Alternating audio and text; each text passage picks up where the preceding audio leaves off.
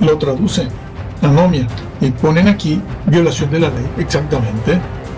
A quienes recogen los ángeles, a los que hacen tropiezo, a los que son causa de escándalo y otra cosa más, violan la ley. La ley civil y penal, han violado la ley.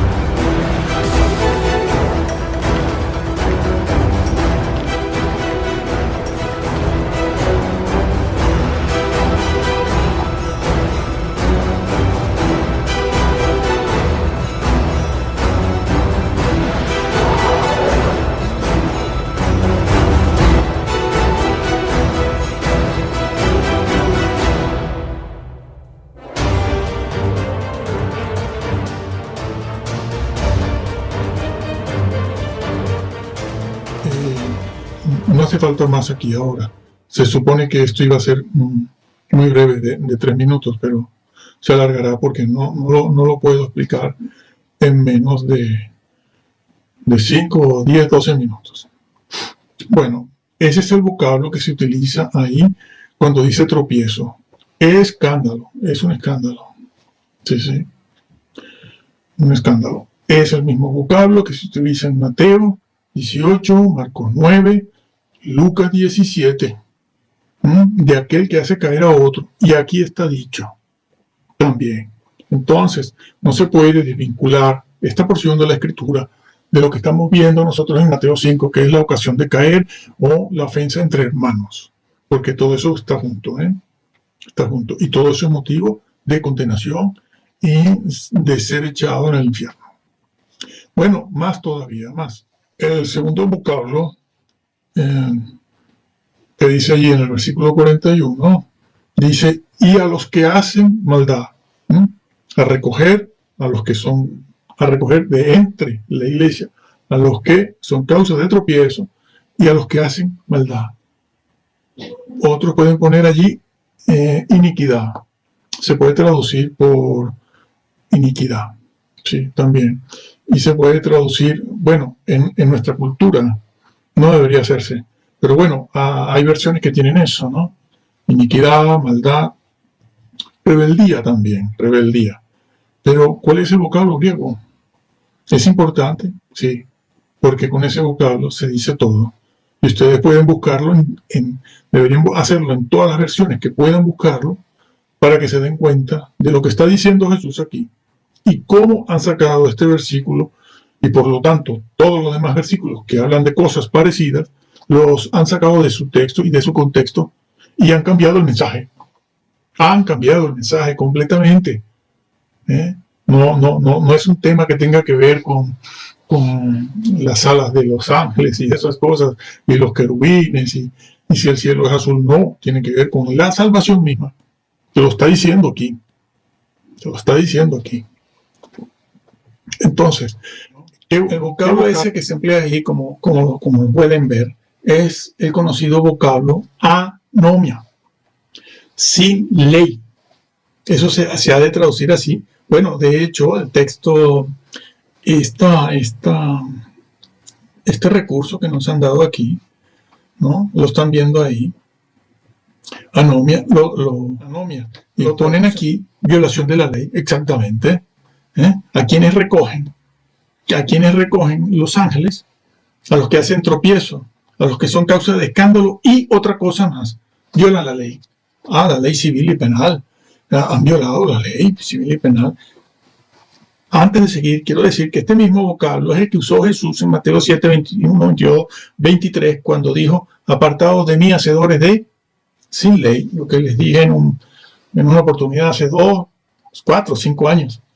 Sí, hacedores sin ley, decíamos allí. Es decir, anomia, también el mismo vocablo de Mateo 23, 7, 23. Cuando el Señor les dijo a aquellos que querían entrar, como Pedro por su casa, allí voy yo a la cena, y le dijeron, alto, alto hacedores sin ley, nunca creíste en mi ley. Hombre, los ritos, no los ritos, ni la ceremonia. Entonces, aquí estas personas que pusieron el texto griego aquí, que al mismo tiempo lo traducen, nos hacen un gran favor, porque nos adelantan el trabajo. Lo pusieron ellos mismos, violación de la ley. ¿Cuál ley? La ley social. A ver, ¿en qué contexto está Jesús hablando en Mateo 5?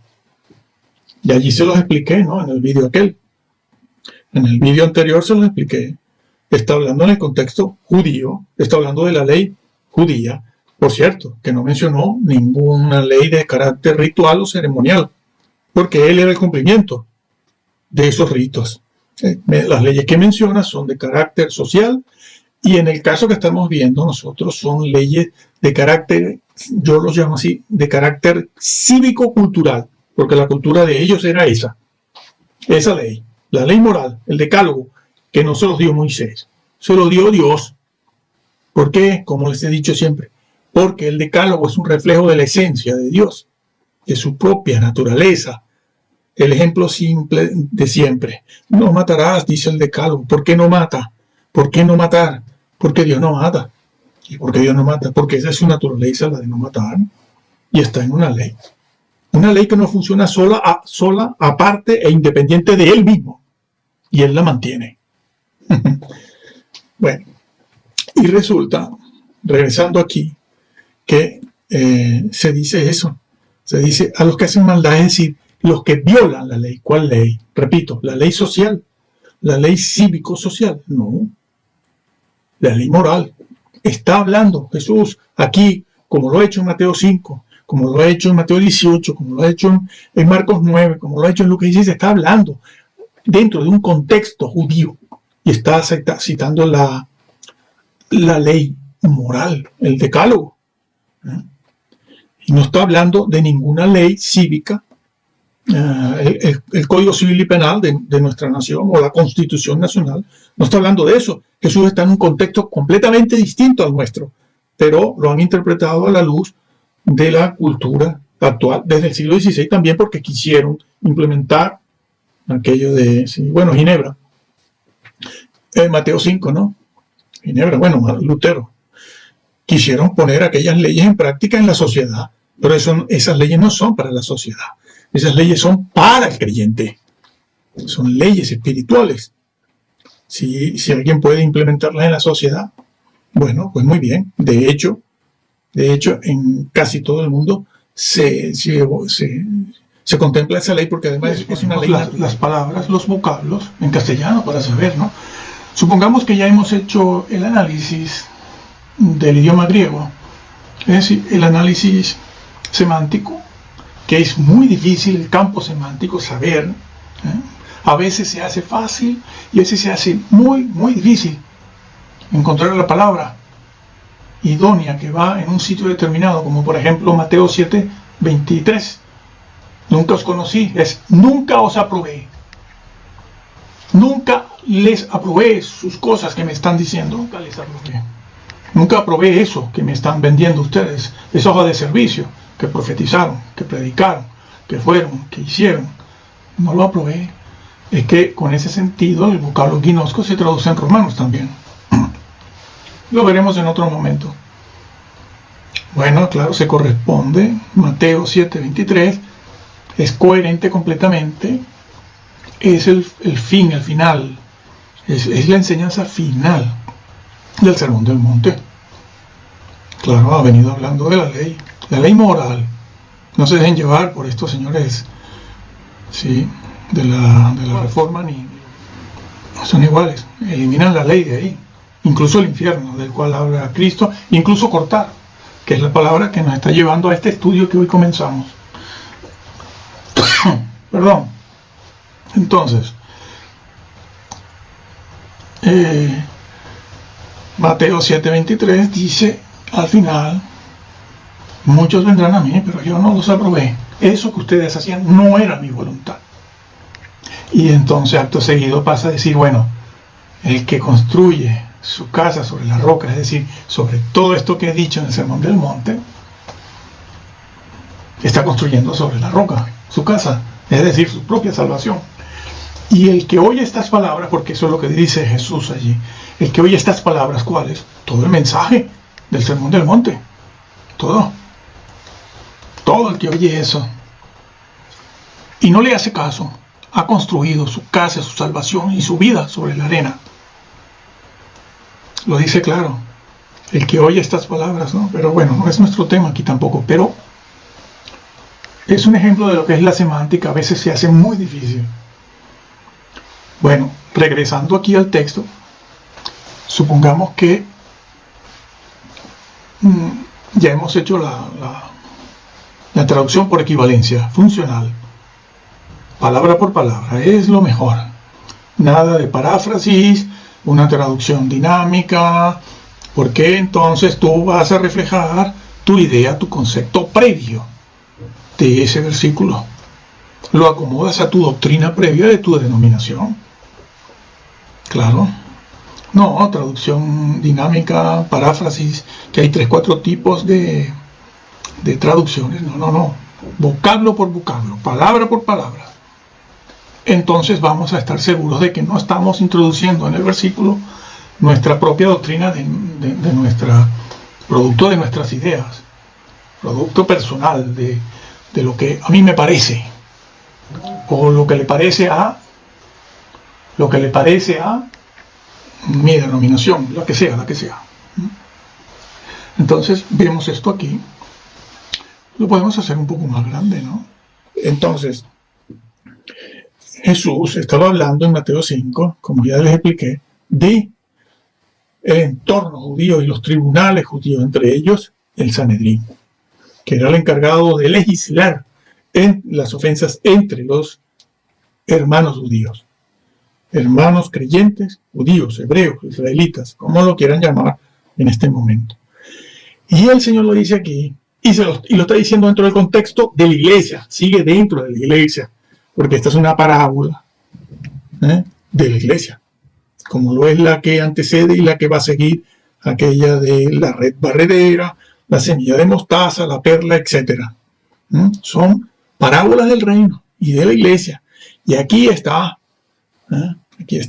los que sirven de tropiezo, pero violan mi ley. ¿Violan cuál ley? El decálogo. El que está explicando Jesús en Mateo 5, 6 y 7. Es todos esos capítulos. Allí está explicándolo. Lo está explicando allí. Y aquí lo vuelve a decir en Mateo 13. Pero hablando de lo que sucede dentro de la iglesia. La cizaña, que no es redimible. ¿Y cómo se distingue el trigo de la cizaña? En que la cizaña no cumple la ley de Dios, porque no cree en la ley de Dios, porque nos han vendido ese evangelio falso que dice salvo por gracia, predestinación, perseverancia de los santos, nada de ley, ni siquiera para guardar y alcanzar la salvación, ni siquiera eso. Entonces ya tienen aquí un indicador que sirve para diagnosticar quién dentro del gran cristianismo, para empezar, en primer lugar, quiénes son trigo, quiénes son cizaña, toda aquella persona, todo aquel grupo, toda aquella denominación que no cree en el decálogo como un medio para guardar y alcanzar la salvación que se recibe gratuitamente, es cizaña. Cuídese de eso. Cuídese de esa gente y de esas denominaciones, de iglesias, grupos y predicaciones, porque nunca le dirán la verdad. Y usted, confiado, reconoce el decálogo, pero para usted es una cosa que está ahí, como una estatua puesta ahí. Usted va a cumplir el Código Civil y Penal, pero no va a cumplir, no va a guiarse en su santidad por ese decálogo. Ni tiene temor, ni miedo a irrespetarlo, que es un reflejo de Dios, porque le han dicho que no pasa nada, que aquí perfecto no hay nadie. Eso es falso también. Otra falsedad, pero no voy a entrar en eso.